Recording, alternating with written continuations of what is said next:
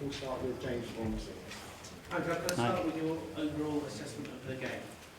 Well, I'm extremely proud of the players and the team. That's the overall feeling, and very disappointed with the result. Can I ask, when you were sort of watching on and living the experience, did it sort of feel a little bit like last season's game at the Etihad, but with the roles reversed, and you know that there was one team that had come to really attack and push on, and maybe City were just playing to hold on? No, because again we played, I think, 54 minutes with 10 men, so that's a different story. The pride that I feel is to do and to play and to dominate the game the way we did against this team, but with 11 players. John? Yeah.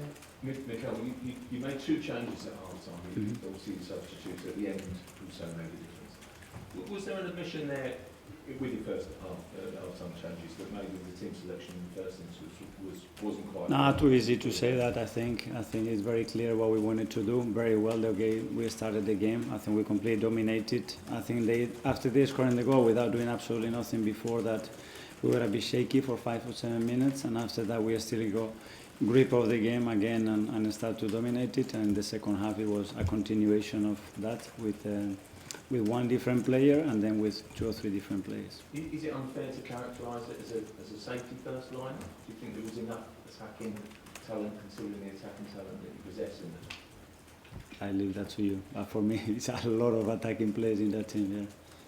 Mikel, independent? Mikel, were you surprised with how withdrawn Pep went? Because we've never really seen that from him before. I think everybody tries to do its best to get the result that they want, so it's fine. Can Can I just ask about the substitutions? Was Raya just tactical, or was he carrying on? No, I think he had an issue. He had an issue very early in the match, and he wasn't well enough to continue. And when Eze came on and played in that more of a central role rather than wide, is that something that you see as being an interesting possibility that you're using him? Yes, that's why he played today in that position. Yes. Okay, Sandema?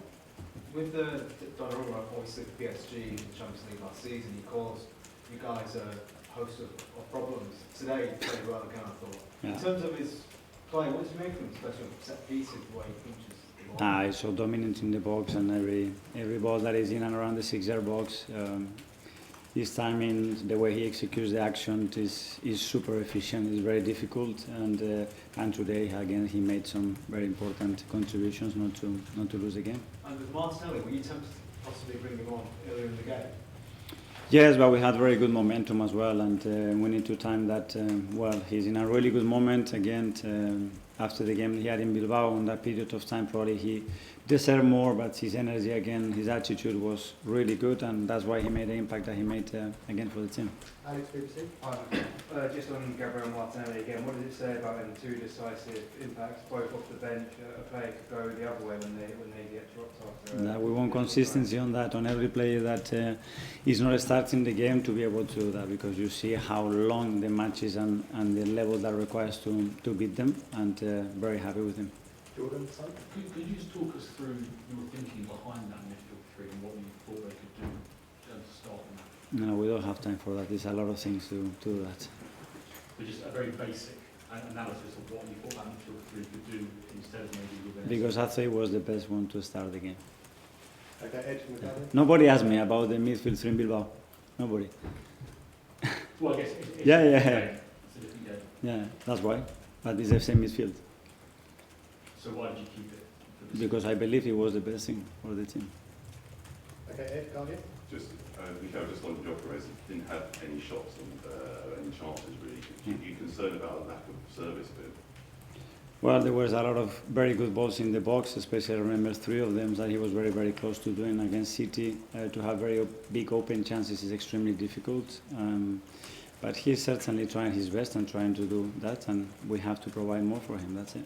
Do you think you need to try and do something a bit different to create chances? For him? Yeah, than what you're doing. Well, there were a lot of situations that the chances were there, and then especially the final pass was missing today. In many moments I was very, very, very open. Okay, last 2. Firstly, Tom from Football. Hi. As it came on at half-time, and obviously made a real difference with the pass on Martinelli. Yeah. That central role for him, is that something that we see in his future kind of been primary, or is it a case of the versatility is going to benefit you all over the field? Yeah, he does. And today he played a little bit more shifted to the right, and there was a reason for that when he plays shifted from the left, whether he's as an attacking midfielder, as a winger coming to that space as well. He's someone that is very, very efficient and very creative. We know that. That's why we brought him. So we're using him in different spaces. Okay, finally, David from Considerable Sport. Hi, Miguel. Hi. You obviously have more options on the bench compared to last season, for example. How much is important for you to understand which one is the right one for the moment you are leading? Well, it's a lot of factors. Obviously, the first one is their performance level at the emotional state that they are in. That's one. And after that is what we believe is the best thing in relation to the opponent and the type of game that we predict. And after that, there is as well chemistry and relationships that make each other better, and we really need to understand it. Okay, guys, thanks very much. Thank you.